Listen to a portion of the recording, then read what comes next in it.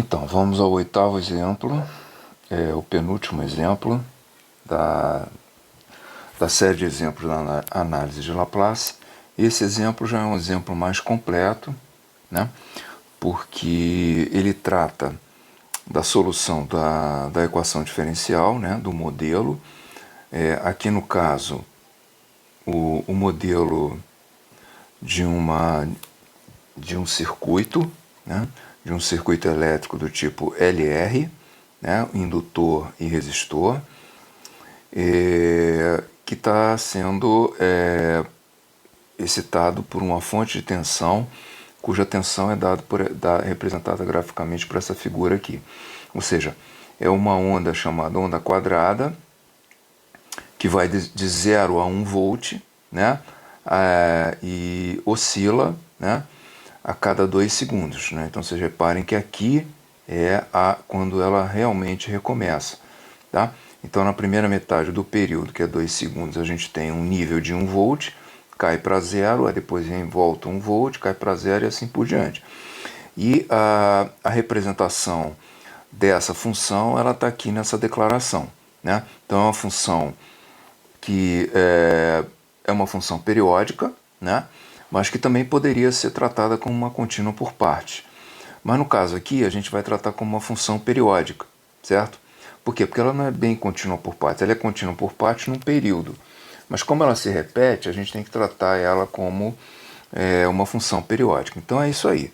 Então ela é exatamente a função do exercício anterior. Ela é de 0 a 1 segundo, no intervalo de 1 segundo, depois ela é 0 no outro intervalo e ela vai se repetindo, ok? Então, o que a gente tem aqui? Bem, então a gente começa aqui o problema, né? Vamos então aplicar Laplace, né? Então a gente tem aqui, novamente, né? A equação diferencial.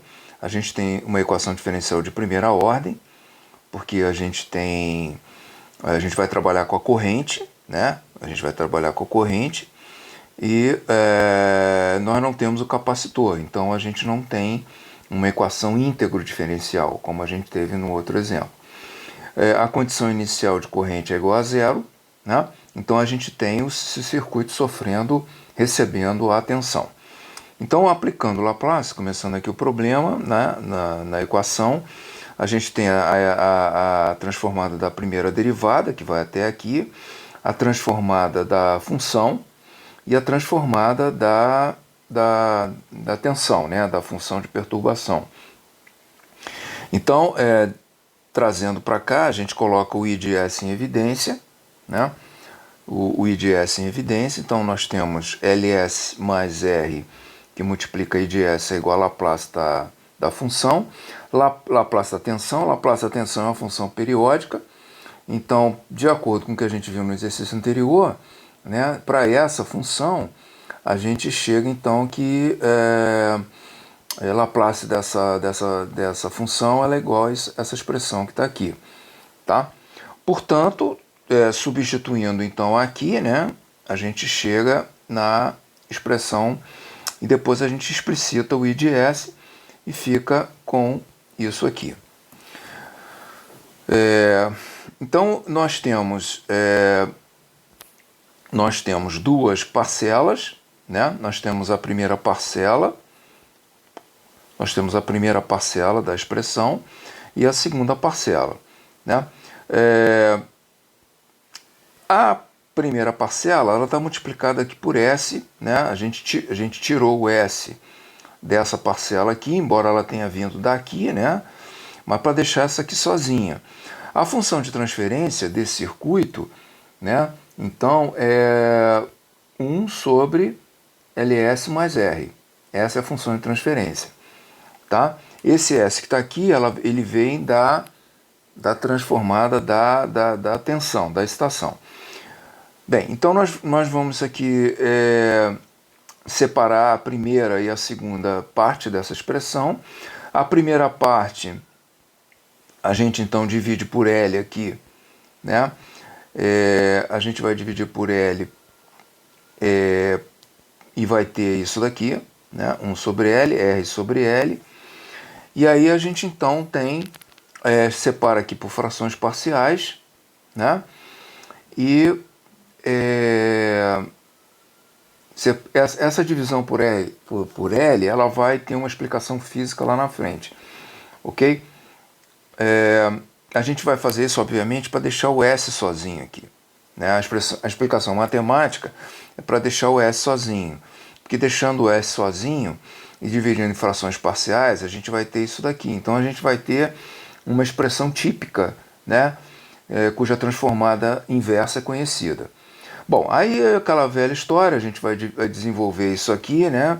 E vai obter que A é igual a 1 sobre R, B é igual a menos 1 sobre R.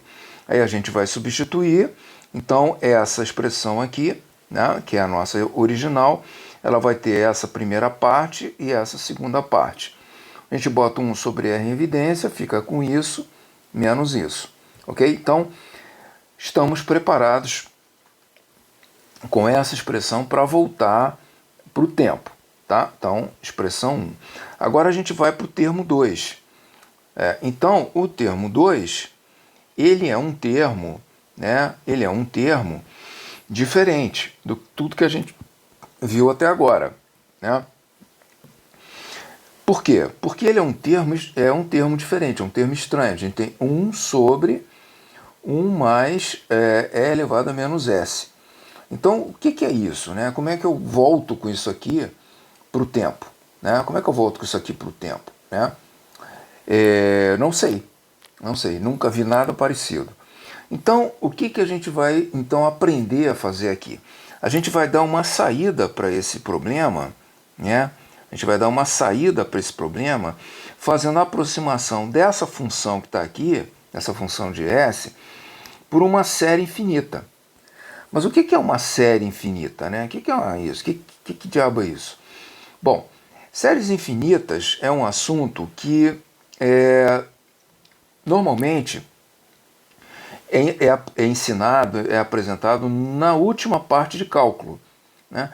Então é um assunto que deve ser visto na última parte de cálculo. Porém, eu já detectei esses anos todos que eu estou dando no método, que esse assunto não é visto no curso básico, como deveria ser. Então a gente tem que ver aqui. Além do mais, esse assunto é um assunto que a gente vai ter que também se aprofundar nele quando a gente entrar na segunda parte da matéria, que é a análise de Fourier. Mas já que a gente se deparou com esse problema aqui, que é um problema muito comum, a gente ter um circuito ou um sistema mecânico excitado por uma função periódica, então a gente se depara com esse termo aqui normalmente. Então vamos logo aprender como ter uma saída para isso. Então, para a gente fazer isso, que é aproximar essa função por uma série, a gente primeiro tem que saber o que é uma série. Então, o que são séries infinitas? São elementos matemáticos, ou seja, somas infinitas de função, né? Uma série é um somatório infinito, né? Infinito de funções, né? Que vai aproximar uma outra função, certo? Então, cuja aplicação principal está na aproximação de funções em torno de um determinado intervalo dos respectivos domínios, ok? Existem diversos tipos de séries infinitas, sendo a série de Taylor a mais conhecida. Então, assim, os alunos tomam conhecimento da série de Taylor no segundo período, quando aprende cálculo numérico. Então, aprende a calcular a série de Taylor numericamente, né, usando o computador. Porém, não aprende o que é uma série, muito menos o que é a série de Taylor, né? Então aprende um método numérico para encontrar a série de Taylor, para fazer a aproximação de uma função por uma série de Taylor, mas não aprende na essência o que é uma série infinita, né? Bom, veremos este assunto com mais detalhe, como eu falei, na segunda parte da disciplina Análise de Fourier. No momento, né, para solucionar este problema, empregaremos a série mais apropriada para este caso, que é a série geométrica, cuja expressão é... Então, o que é uma série geométrica? Então, uma série é um somatório infinito. Então, ou seja, é um somatório que é de alguma coisa que muda com o índice k, e o k vai de 0 a infinito. E que coisa é essa? Bom, essa coisa pode ser diversas, né, o que vem aqui, tá certo? Mas acontece que a série geométrica, ela tem um padrão, tá? E esse padrão é um padrão apropriado para o que a gente precisa aqui. Então, o que é uma série geométrica, né? Uma série geométrica é uma série que tem essa cara aqui, ou seja, é um somatório de termos do tipo uma constante multiplicada por outra, a, r, elevado a k, certo? Então eu tenho duas constantes, certo? E a segunda constante está multiplicada a k. Então isso quer dizer que quando k é igual a zero, eu tenho AR elevado a zero, mais AR elevado a 1, mais AR elevado ao quadrado, e assim por diante, tá certo? Onde A e R são constantes. Bom, aí continuamos aqui com o nosso texto. Para que uma série possa representar uma função, é necessário que o resultado do somatório seja um valor finito, ou seja, que haja convergência da série, entendeu? Porque se a gente tem uma série, um somatório, que ele vai tender para infinito, né? Como a gente intui isso, né? Eu vou ficar somando uma coisa, somando infinitamente. Ora, ainda mais se eu tenho aqui uma operação de potência, a tendência é isso ir para infinito. Então, como é que eu vou chegar a algum lugar? Como é que eu vou representar esse somatório que vai, uma função, por um somatório que vai para infinito? Então, eu não posso considerar isso. Então, essa série aqui geométrica, ela só vai convergir para um valor finito dependendo do valor de R, ok? E aí, no caso da série geométrica, só haverá convergência se o módulo de R é menor que 1, o que levará a soma para o valor finito dado pela expressão.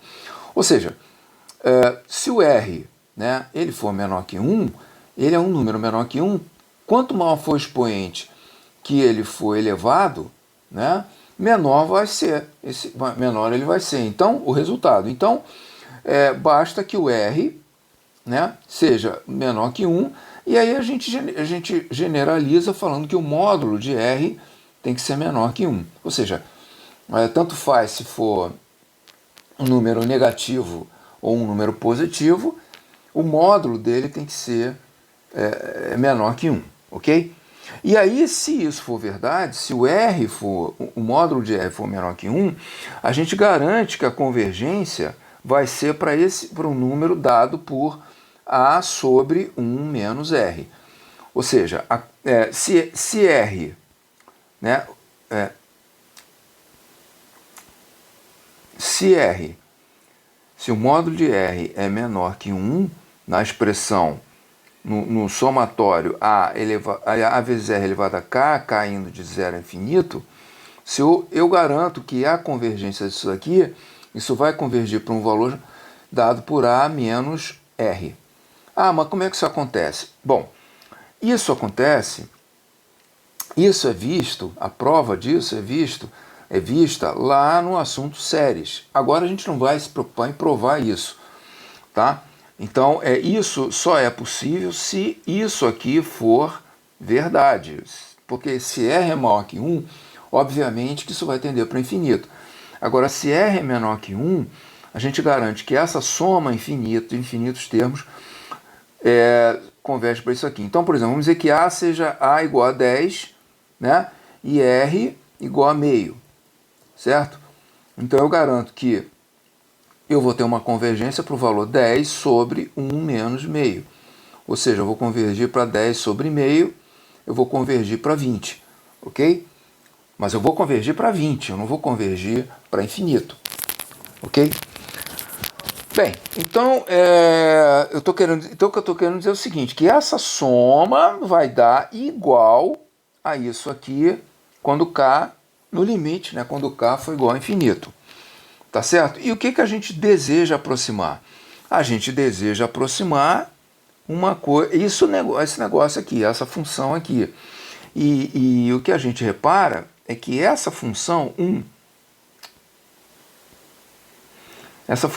1 sobre 1 mais e elevado a menos s, ela tem uma semelhança, né, com a sobre 1 menos r, certo?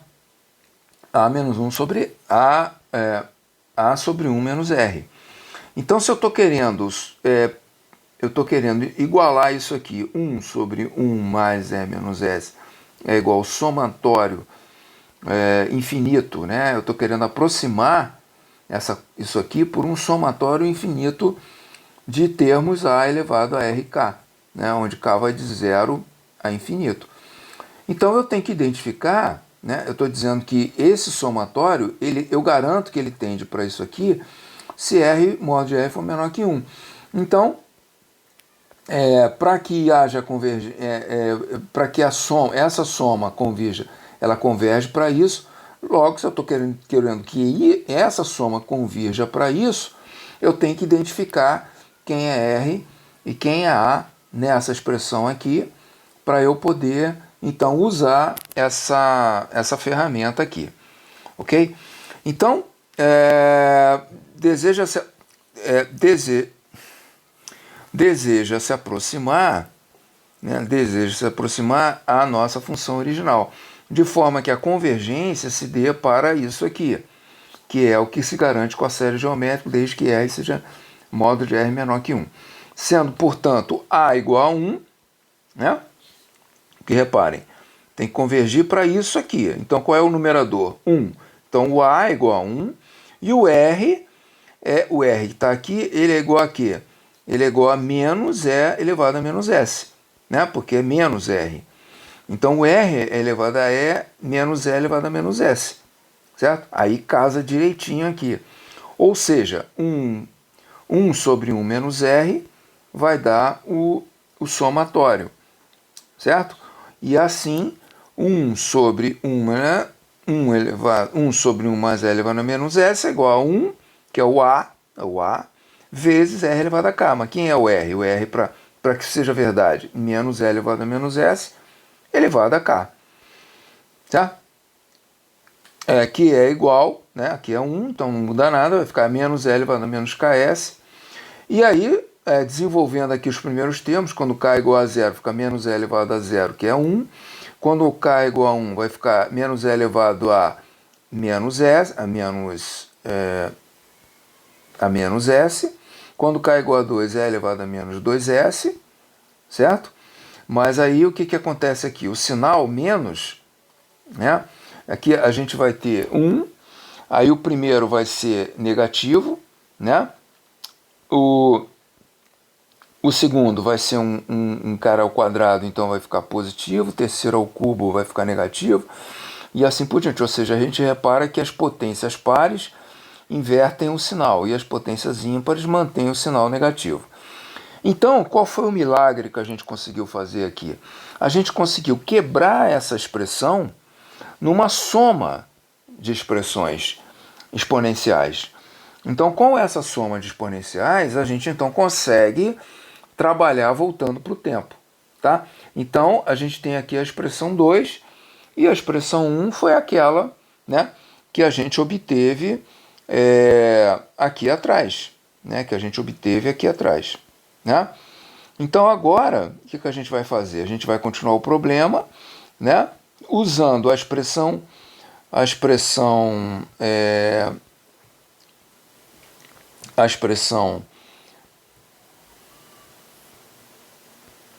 1 e a expressão 2, uma multiplicada pela outra.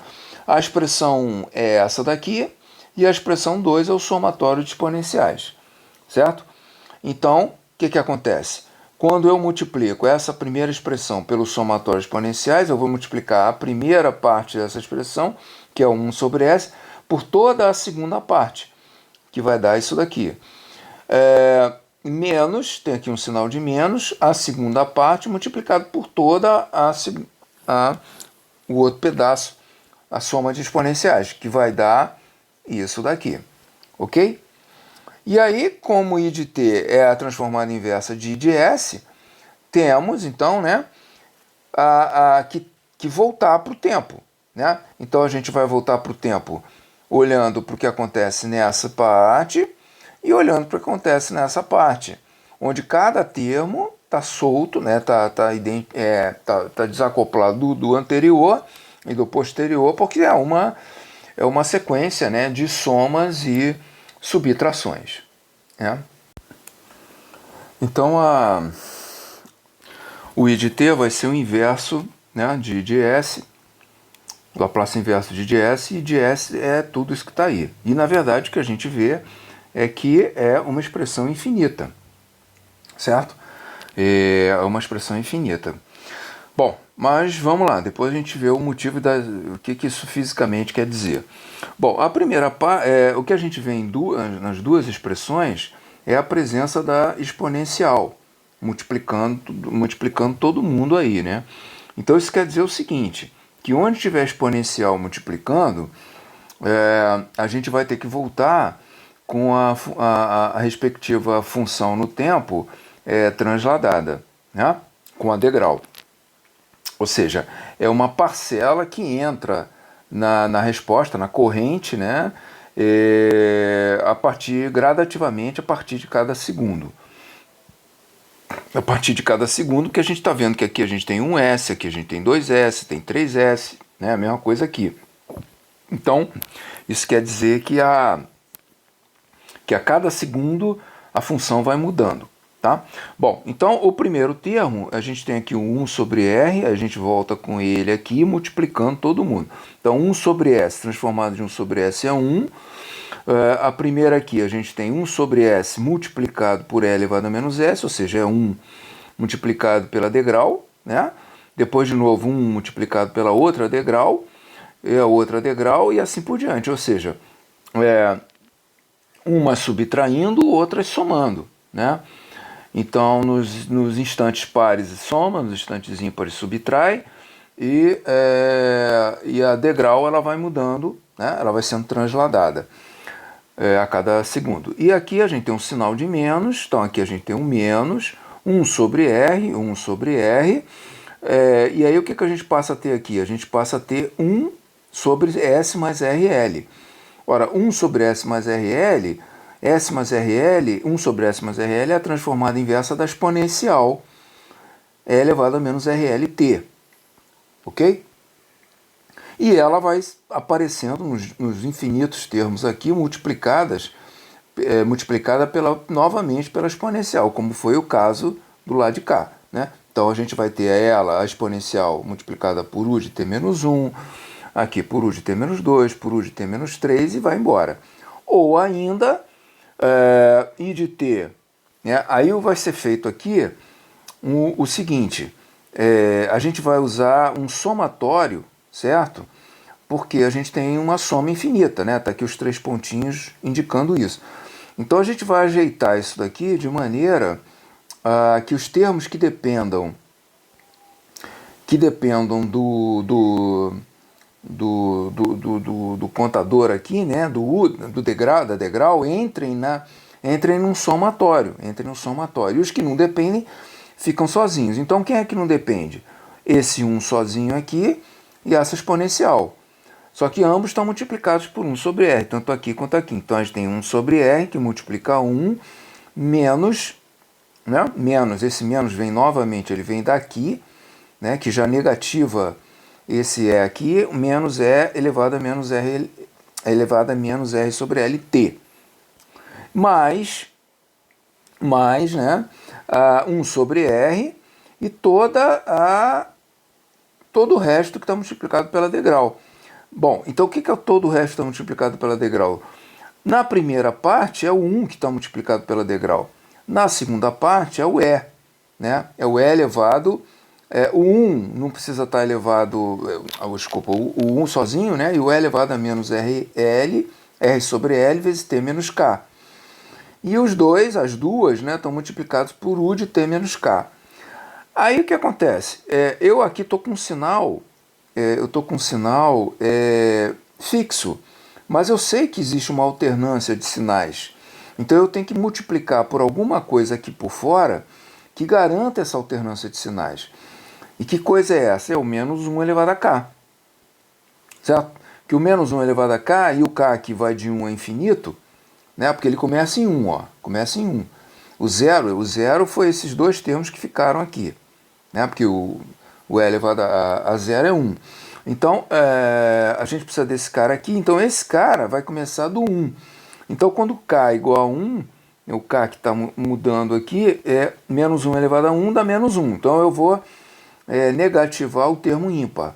Quando k for elevado ao quadrado, vai ficar menos 1 elevado ao quadrado, vai ficar mais 1. Aí eu vou positivar o termo par, certo? Então, esse carinha aqui, ele é um artifício necessário para acertar a alternância do sinal mais e menos devido aos expoentes pares e ímpares das exponenciais.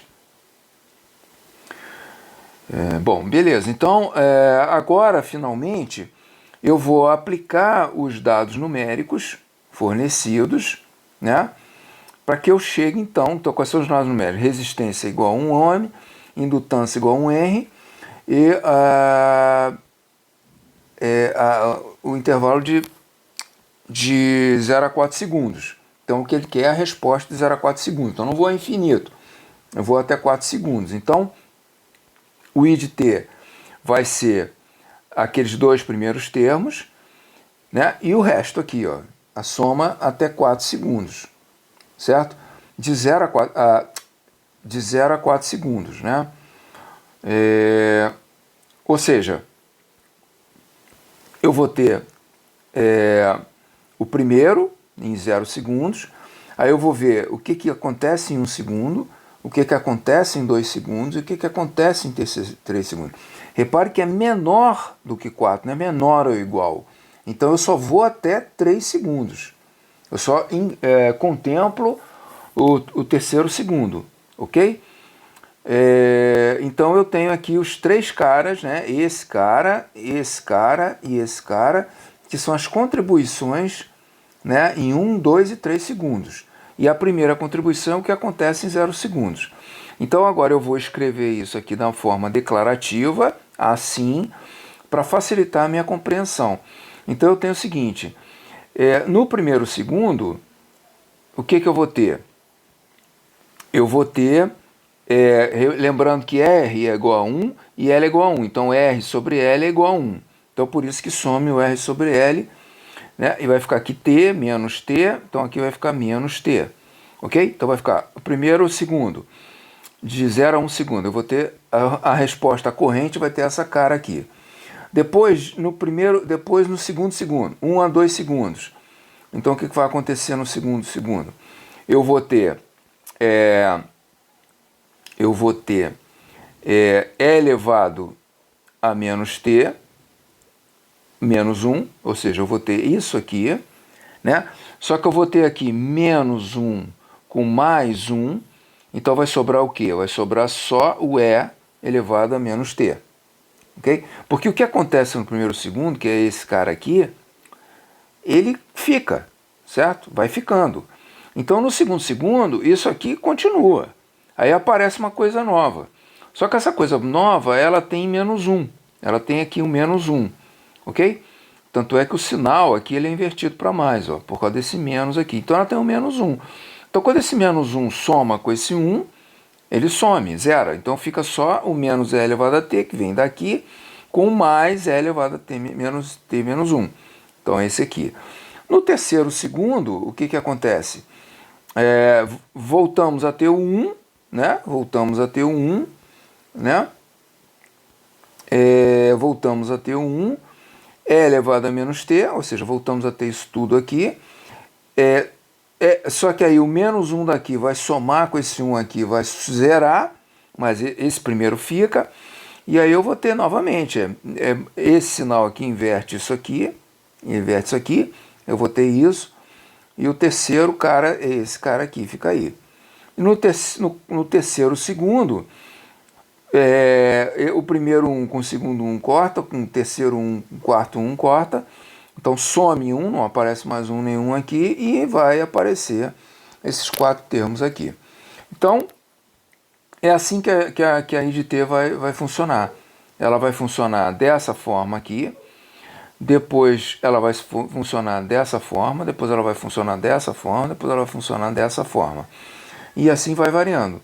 Então, é interessante, né, a gente ver graficamente como é que isso se comporta. Então, esse gráfico aqui, né, ele tá mostrando isso, né? Então aqui vamos ver aqui se a gente consegue manter aqui o que... Não. Então vamos lá. Vamos procurar entender o gráfico aqui primeiro. Aliás, antes de mais nada, vamos colocar o gráfico sozinho e vamos entender o seguinte. A gente tem três coisas aqui, ó. A gente tem três cores aqui. Então a gente tem corrente, né, em amperes e tempo. Então o que acontece? Quando T é igual a zero, né, o termo constante 1 ampere, ele aparece, que é essa curva rosa aqui, essa reta horizontal aqui. Mas aparece também um termo exponencial, né? Lembre que aparece o termo exponencial, já vou voltar lá, né? E esse termo exponencial é esse termo negativo aqui, essa curva negativa aqui, a primeira curva negativa. Então qual é a curva resultante? É a soma desse 1 com isso aqui, com esse azul escuro aqui, e resulta o azul claro, certo? Então a subida da corrente aqui no primeiro segundo, ela não vai direto para 1, porque essa curva 1, ela está o tempo todo, nesse intervalo aqui, ó, ela está o tempo todo sendo modificada por essa curva azul decrescente. Então, ela cresce, mas ela não vai chegar a 1, porque o 1 está sendo subtraído por essa curva azul. Então, é isso que acontece no primeiro segundo. Aí vem, então vamos checar lá. Aí vem o segundo segundo. Então, a gente já sabe quem é a rosa, quem é o azul escuro. O azul claro e o azul escuro. Então, no segundo, então é isso aqui, ó. No primeiro segundo é isso aqui que acontece. No segundo segundo, a gente tem duas exponenciais, né? Então a gente tem essa exponencial aqui e essa exponencial aqui, ou seja, a exponencial anterior, que é essa daqui, né, com a nova exponencial que aparece em 1 segundo, que é essa daqui, a anterior e a nova. Aí o que vai acontecer? O nível que estava lá em cima, ele começa a ser subtraído até 2 segundos. Certo? E aí começa a ter uma queda aqui. Só que quando chega em 3 segundos, entra um 1 de novo. Então entra aqui o 1 de novo. A gente tem agora as 3 exponenciais, a nova exponencial e as outras duas, influenciando nisso daqui. E então ela vai subir aqui. E no quarto segundo, a gente só tem 3 exponenciais, que é 4 exponenciais, essa e essa, que faz a curva cair. Então, há uma subidinha aqui muito discreta em relação a essa daqui, certo? Em relação a isso daqui, a essa subidinha desse pico aqui. Então, a tendência dessa corrente circulando nesse circuito é isso. Ela, a cada segundo ela tende a subir, se recuperar, mas ela cai. Aí ela se recupera mais um pouquinho, aí ela cai. Certo? Só que ela vai caindo, olha aqui, ó, para níveis cada vez mais altos, tá certo? Aqui ela está partindo do zero e aqui ela já não está partindo do zero, e muito menos aqui, que ela continuaria. Então esse é o comportamento dessa corrente. Então, resumo da história, se eu estivesse projetando um circuito LR, né? Então quem quiser ver o que um circuito LR representa fisicamente, é só ir lá na Wikipedia, né? Na Wikipedia, na internet, que vai entender para que se constrói um circuito LR, certo? E com isso, né? E na verdade, com isso o projetista do circuito, quando ele faz essa modelagem que a gente viu aqui, ele na verdade quer saber como que a corrente no circuito dele vai se comportar, de acordo, obviamente, com o valor de R e o valor de L. Aqui o valor de R e o valor de L foi um ohm e um Henry, mas poderia ser qualquer valor. Então, a resposta que ele precisa de corrente, como a corrente vai circular, depende justamente dos valores de R e de L. Ok? Bom, então esse foi o nosso penúltimo exemplo. É interessante, né? Essa avaliação é muito interessante, essa avaliação final física, né? Essa contextualização física, embora seja um circuito elétrico, para que a gente pegue essa sensibilidade de engenheiro, né, de engenharia, de analisar o que está acontecendo e que um gráfico desse mostra.